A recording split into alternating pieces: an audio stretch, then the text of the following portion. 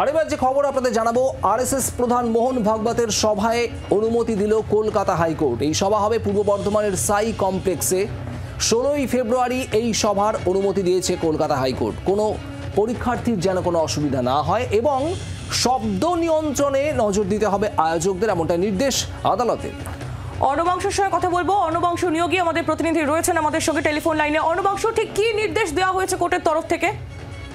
দেখো, সেটা হচ্ছে বিচারপতি নির্দেশ দিয়েছেন যে সভা করতে পারবে তারা, অর্থাৎ পূর্ব বর্ধমানের সাই কমপ্লেক্সে মোহন ভাগবতের সভায় অনুমতি দেওয়া হয়েছে। বলা হয়েছে শুধুমাত্র যে শব্দ নিয়ন্ত্রণ করার চেষ্টা করতে হবে যাতে পরীক্ষার্থীদের কোনো সমস্যা না হয়, এটা কিন্তু আয়োজকদের মাথায় রাখতে হবে।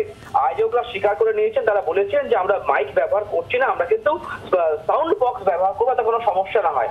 সেই কারণেই কিন্তু অনুমতি দিল কলকাতা হাইকোর্ট।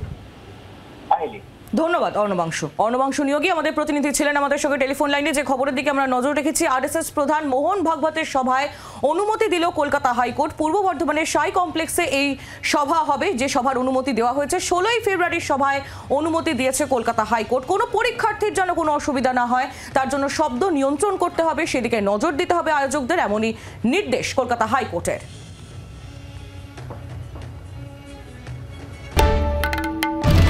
বাংলার আওয়াজ, বাঙালির আবেগ, জি 24 ঘন্টা।